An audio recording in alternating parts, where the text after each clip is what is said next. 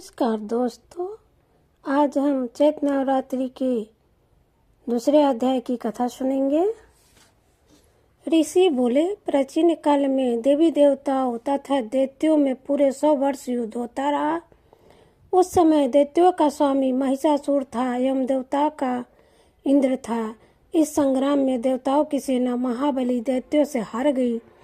तब सभी देवताओं को जीतकर महिषासुर इंद्र बन बैठा। तब हारकर सभी देवता ब्रह्मा जी को अग्रणी बनाकर वहां गए जहां विष्णु तथा शंकर जी विराज करते थे। वहां पर देवताओं ने महिषासुर से सभी उपद्रव एवं उनके प्रभाव आदि का पूरा वृत्तांत कह सुनाया। उन्होंने कहा कि महिषासुर ने तो सूर्य, अग्नि, पवन, चंद्रमा, यम तथा वरुण इत्यादि अन्य सभी देवताओं के अधिकार छीन लिए हैं। स्वयं ही सबका अधिष्ठाता बन गया है।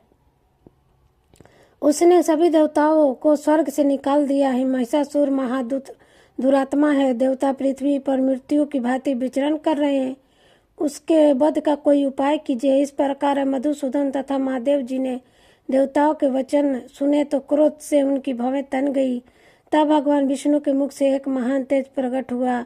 इसी प्रकार ब्रह्मा तथा शंकर जी के मुख से तेज प्रकट हुआ। दूसरे इंद्र आदि देवताओं के शरीर से भी महान तेज प्रकट हो गया। सभी तेज मिलाकर एक हो गए। तब तेज पूज्य इतना अग्र था कि जैसे कि जलता हुआ पहाड़ हो। देवताओं ने देखा कि इनकी ज्वालाएं सभी दिशाओं में फैल रही हैं। जब वह एक हुआ तो नारी के रूप में आ गया। महादेव जी के तेज से उसका मुख प्रकट हुआ। यम के तेज से उसके केश हुए। विष्णु के तेज से उस देवी के भुजाएं प्रकट हुई। चंद्रमा के तेज से दोनों स्तन, इंद्र के तेज से उसका कटी प्रदेश और वरुण के तेज से जंघा और उरुस्थल, पृथ्वी के तेज से निस्तंभों का दुर्भाव हुआ। ब्रह्मा के तेज से दोनों चरण, सूर्य के तेज से चरणों की अंगुलियां, वासुओं के तेज से हाथों की अंगुलियां, कुबेर के तेज से नासिका का आविर्भाव हुआ। उसके दांत प्रजापति के तेज से प्रकट हुए। अग्नि के तेज से 3 नेत्र हुए। संध्याओं के तेज से दोनों भवें, वायु के तेज से दोनों कान उत्पन्न हुए। इस प्रकार समस्त देवताओं के तेज द्वारा भगवती का प्रादुर्भाव हुआ।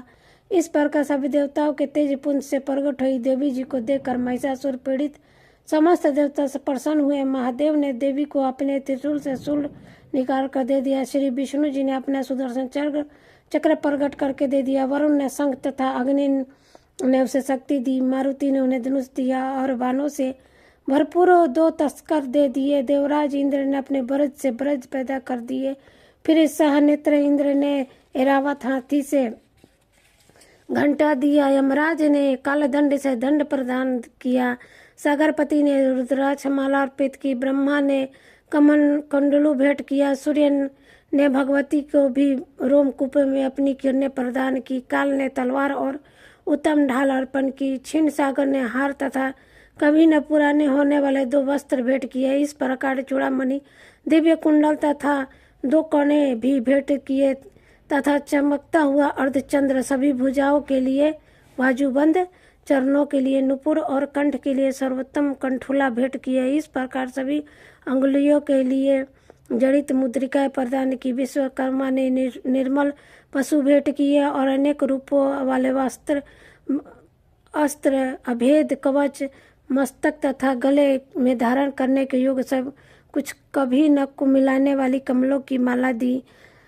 जलाधि ने उन्हें बहुत सुंदर कमल दिए। हिमालय ने वाहन के लिए सिंह एवं और भी अनेक प्रकार के रत्न भेंट किए। कुबेर ने सुरा से भरपूर पात्र दिया। सभी नागों के स्वामी एवं पृथ्वी धारण करने वाले शेषनाग जी ने महामणियों से सुशोभित नागहार दिए। इस प्रकार सारे देवताओं ने विभूषण एवं आयुधों के द्वारा देवी जी का सत्कार किया।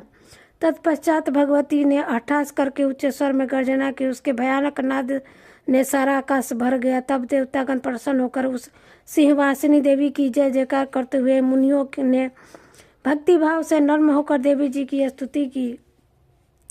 इधर देवताओं के शत्रुओं ने सारी त्रिलोक को क्षुम्भग्रस्त देखा। तब तो वे अपनी सारी सेना को कवच आदि से तैयार कराकर अस्त्र शस्त्र लेकर झट उठ खड़े हुए। महिषासुर क्रोध में आकर बोला, अरे यह क्या हो रहा है? इतना कहकर सभी देवताओं के साथ घिर कर उस सिंहनाद की ओर भागा। वहां जाकर उसने तीनों लोगों को अपने तेज से प्रकाश करती हुई देवी को देखा। उस देवी के चरणों के भार से पृथ्वी दबी जा रही थी। माथे के किटिक से आकाश पर रेखाएं पड़ती जा रही थी। उनके धनुष के टंकार से सातों पाताल क्षुण्णग्रस्त थे और हजारों भुजाओं से सभी दिशाओं को ढककर देवी खड़ी हो गई थी।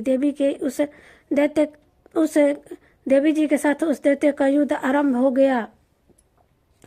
नाना प्रकार के अस्त्र शस्त्रों के प्रहारों से दसों दिशाएं भर गई। महिषासुर का सेनापति उस समय चिछुर नाम का महादैत्य था। देवी जी के साथ उसी का युद्ध होने लगा। इस प्रकार अन्य देवताओं को तथा चतुरंगिनी सेना को साथ लेकर चामार भी युद्ध करने लगा। 60,000 रथियों को साथ लेकर उदग्र महादैत्य भी युद्ध में प्रवृत्त हो गए। महामनु दैत्य 5 करोड़ रथियों के साथ युद्ध में आ गए। 60 लाख रथियों से आवृत वाष्टकल दैत्य युद्ध में उतर पड़ा। परिवारित दैत्य हाथी एवं घोड़ों के अनेक सवारों के समूह से घिरा हुआ रथियों को साथ लाकर देवी जी के साथ युद्ध करने लगा। उस रंगानन में स्वयं महिषासुर भी रथों, हाथियों एवं अश्वों की सेना से घिरा हुआ था। तोमर, भिंदीपाल, शक्ति, मुसल, परशु, पट्टिसा, खंड आदि अस्त्रों से युद्ध में देवी जी के साथ युद्ध करने लगे। कुछ दैत्यों ने देवी जी पर शक्तियां छोड़ी एवं दूसरों के पास फेंके। तब चंडिका देवी ने अस्त्र शस्त्रों की वर्षा करके उन्हें तोड़ डाला। इधर देवी जी का वाहन शिव भी क्रोध में आ गया। उसने गर्दन के बाल हिलाते हुए दैत्यों की सेना में इस प्रकार घूमने लगा जैसे कि वन में अग्नि फैल जाती है। युद्ध भूमि में युद्ध करती हुई अंबिका ने जितने श्वास छोड़े वहीं झटपट सैकड़ों हजारों गणों के रूप में परिवर्तित हो जाते हैं। प्रकट होकर उन गणों ने खंड, मिंदीपाल, परशु, पटीस आदि शस्त्रों से युद्ध प्रारंभ कर दिया। देवी जी की शक्ति से बुद्धि पाकर वे गण दैत्यों का नाश करने लगा। साथ में दूसरे गण नगाड़े, शंखाता आदि बजाने लगे। महती प्रसन्न होते देख देने वाले उस युद्ध उत्साह में कुछ एक ने मृदंग बजाए। तब देवी जी ने त्रिशूल, गदा और शक्तियों की वर्षा से तलवार आदि शस्त्रों से सैकड़ों महान असुर मार डाले और दूसरे कितने ही दैत्यों को घंटा के भयप्रद नाद से मूर्छित करके मार कर गिरा डाले। मरे दैत्यों को पास से बांधकर पृथ्वी पर घसीट डाला। कितने को गदा की चोट से घायल होकर पृथ्वी पर सौट गए। मुसलों के प्रहार से कई एक रुधिर वमन करने लगे एवं कई एक शूल द्वारा वक्ष स्थल फट जाने से पृथ्वी पर सो गए। कितने ही दैत्यवानों की वर्षा द्वारा युद्ध करते हुए प्राण छोड़ने लगे। कितने ही दैत्य की भुजाएं कट गई, कितने की गिरावे छिन्न भिन्न हो गई। कई दैत्यों के सिर कट गए, कुछ मध्य से वितीर्ण हो गए। कुछ दैत्य की जांघें कट गई और पृथ्वी पर गिर गया। और एक दैत्य को तो एक भुजा, एक आंख और एक पांव वाला करके 2 टुकड़ों कर डाला। मार कर गिराए हुए रथी, हाथी, घोड़े, मसूरों की लाशों के द्वारा जहाँ महायुद्ध हो रहा था वहीं की पृथ्वी इस प्रकार भर गई कि वहां पर आना जाना कठिन हो गया। वहां सेना एवं मसूरों के रुधिर बहने से रुधिर की बड़ी बड़ी नदियां बहने लगी। जगदम्बा जी ने एक क्षण में ही दैत्यों की महती सेना का इस प्रकार नाश कर दिया कि जैसे कि लकड़ियों के बड़े ढेर को अग्नि जला देती है। देवी का वाहन सिंह अपने बालों को टकराता हुआ, बड़ी गर्जना करता हुआ दैत्यों के शरीर से मानो प्राण ही चुरा रहा हो, इस प्रकार घूमने लगा।